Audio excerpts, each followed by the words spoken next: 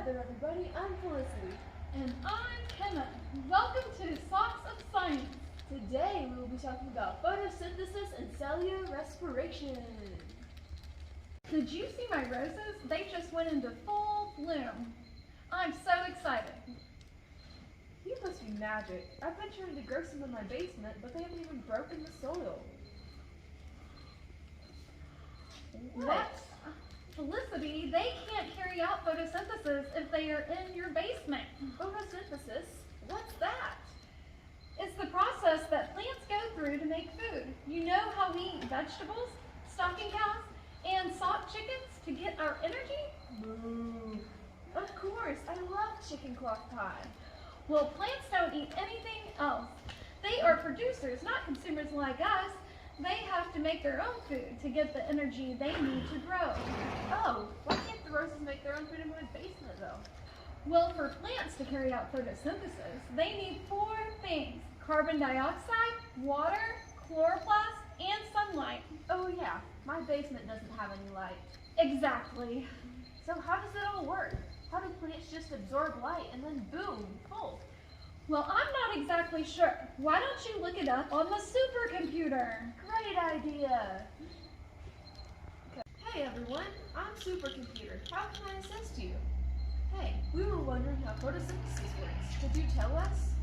Searching, database, answer found.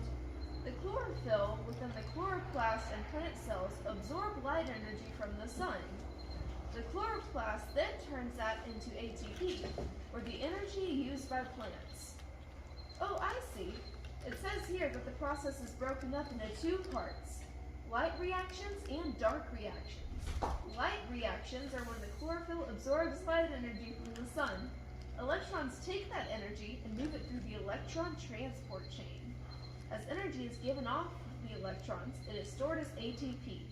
Next comes photolysis, where the water absorbed through the roots is split into oxygen and hydrogen molecules.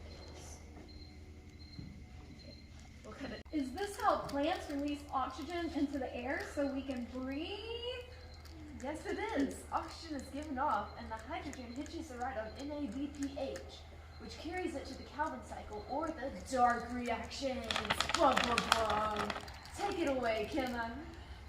Well, during the Calvin cycle, or dark reactions, carbon dioxide is taken in and transformed into glucose, plant sugar, which can then be used for energy. Oh, so it's called dark reactions because it doesn't need any light to take place. Exactly. Okay, so now we know how these flowers make their own food. But how do they and even us use the food for energy? Well, that is where cellular respiration comes in. This turns glucose into ATP, or a cell's energy currency. Bring on the ATP! Okay, the first step in cellular respiration is glycolysis. This is where glucose is broken down into pyruvate, electrons, and hydrogen ions. Now, 2 ATP are used for this to occur, but 4 are made so in the process, so it all works out. Woohoo! Profit!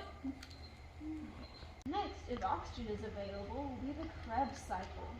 This is where the pyruvate will make acetyl CoA, carbon dioxide, hydrogen ions, ATP, and electrons.